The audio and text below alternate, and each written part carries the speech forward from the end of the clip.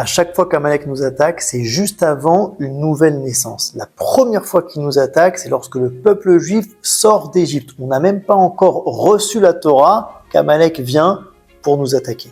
Et à chaque fois, il pose la même question. Est-ce que c'est réel ou est-ce que c'est du fake? Ou dans le langage de la Torah, Haïm yesh Hashem bekir benu im aïn. C'est ça qu'il vient vérifier. C'est pas pour rien que la guématria de Amalek, c'est Safek, le doute par excellence. Le doute sur l'identité même d'Israël.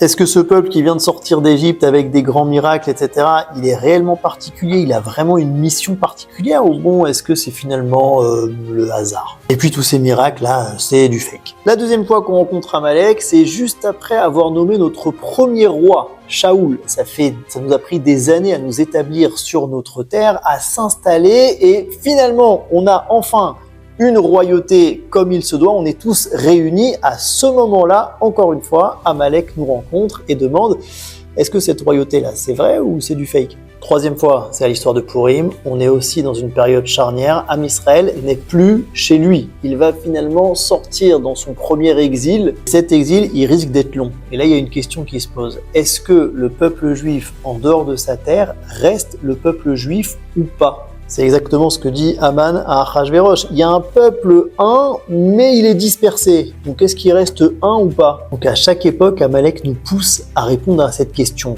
Qui on est? Qu'est-ce qu'on est? Est-ce qu'on est fake ou est-ce que c'est vrai? La quatrième fois qu'on rencontre Amalek, c'est juste avant la création de l'État d'Israël. Et là aussi, il faut qu'on se positionne. Est-ce qu'on veut revivre en tant que nation ou pas? Et aujourd'hui, on a encore affaire à ce même Amalek, à cette haine complètement irrationnelle des Iraniens. Alors heureusement, cette fois-ci, c'est nous qui l'attaquons le premier, ça c'est très bien. La question qu'on doit se poser, c'est si on le rencontre maintenant, c'est qu'on est encore une fois avant une nouvelle naissance. De quelle naissance c'est ce qu'on parle maintenant? Alors je sais pas, mais ce qui est sûr, c'est que ça nous force à nous poser une question. Est-ce que ce retour identitaire qu'on vit depuis plus de 2 ans de la part de tout le peuple juif, est-ce que c'est fake ou pas?